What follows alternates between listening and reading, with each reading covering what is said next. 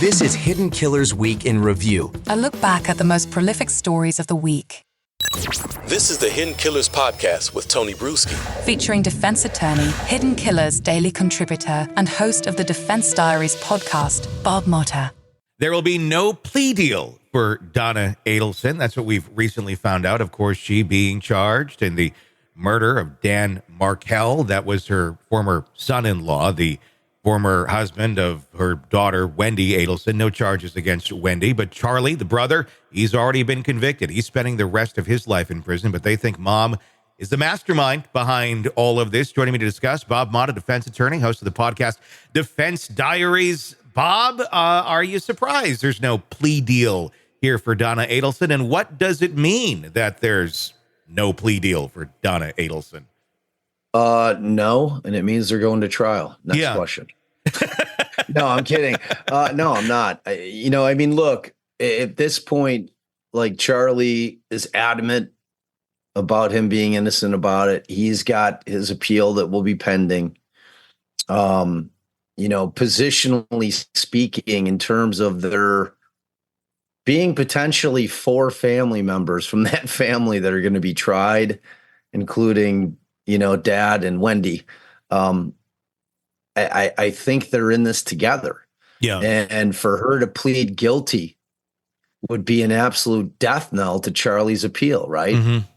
Like, how is she pleading guilty saying, yeah, I was the mastermind. I was the puppet master behind this whole thing. And Charlie's sitting over here saying I didn't do anything. Mm-hmm. I'm innocent. I think that's the play. I think that she has no choice but to go to trial and make the state prove their case, because I think that, and it's not just for Charlie's case and her own case, but for the rest of the family's cases, potentially moving forward. I think that they feel that they're going to make the state prove it, which they will. What kind of defense is Donna Adelson going to mount here? I mean, are we going to see something where she ends up throwing her kids under the bus? Like, you already convicted Charlie. He obviously is the one who did it. It ain't me. I mean, I don't see her doing that. As big of a narcissist as I think she is, I think she protects her little clan there, it seems. Yeah, 100%. That's what I was saying. Yeah. She's not snitching. Yeah. She's not turning state's evidence. I don't know that they came to her. I'm sure they did, with some kind of offer, probably close to, probably a little less than Charlie, since they feel that Charlie was really the one who facilitated the hit with Katie. But, as far as mom, if she was the money source, she's just as on the hook as he is, and in the eyes of the law, they're not going to be treated any differently, no matter what their roles were in the conspiracy to commit murder, So, it's like roles are kind of irrelevant. They're all viewed the same in the eyes of the law. They're all going down for the exact same thing, no matter what their particular part in the play was. So, as far as Wendy goes, though, like, I just think that she was the smartest. Like, my buddy Jay, he's got a YouTube channel. He's obsessing about Wendy, does all these like videos, like how Georgia Kappelman's going to get her. Yeah. And I mean, there's strong circumstantial evidence, but it basically boils down to,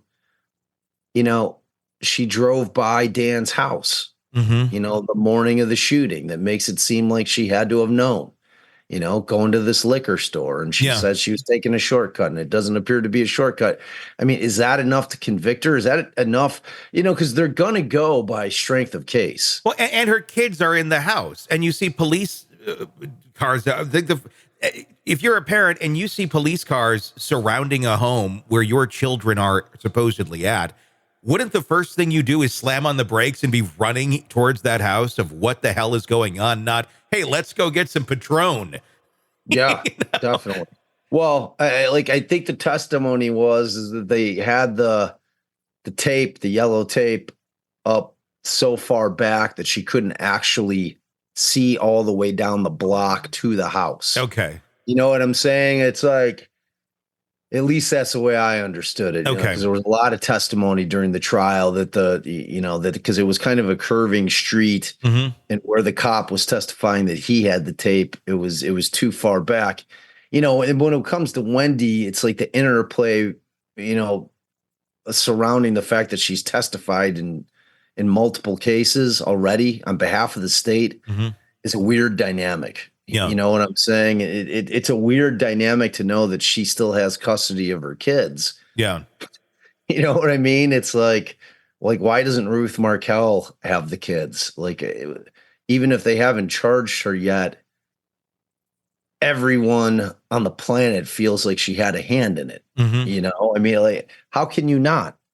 Like you have to believe that she is that I'm talking about, Donna is such a, like, just an overlord of her kids that, they're still, despite the fact that they're all accomplished dentists, lawyers, like, that she's still running stuff. You know what I mean? Like, that concept is bizarre to me. Yeah. Like, grown adult children letting their mother run things to that extent. And, like, I find it hard to believe. Maybe not as much with Charlie, but definitely as to Wendy. I mean, say whatever you want. Like, Wendy's not an idiot. Yeah. I mean, I thought Wendy held up very well on the stand.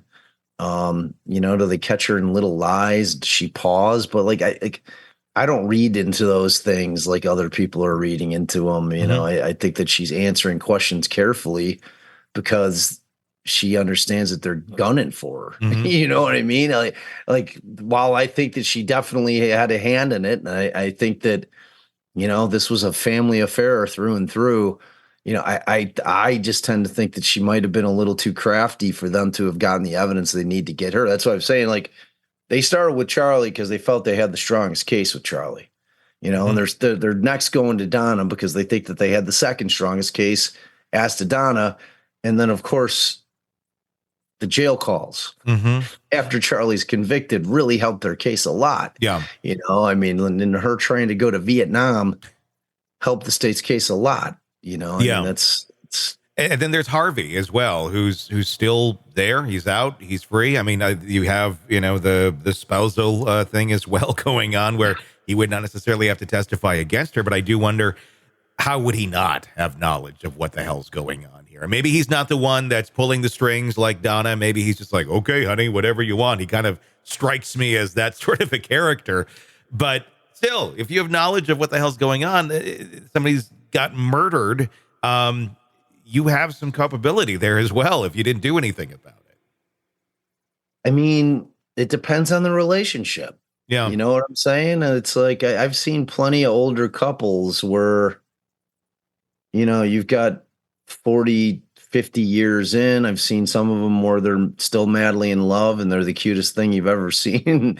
And I've seen them like my grandmother and my grandfather, who basically loved each other, but went about their way on their own. They did separate things. They weren't necessarily part, slept in different bedrooms when they were, deep into the marriage. It's like, I don't know the inner workings of that family like that. Like, in terms of, we're going to need to see proof. Yeah. We're going to need to see text messages. We're going to need to see communications. Obviously there's the whole birthday gift with him.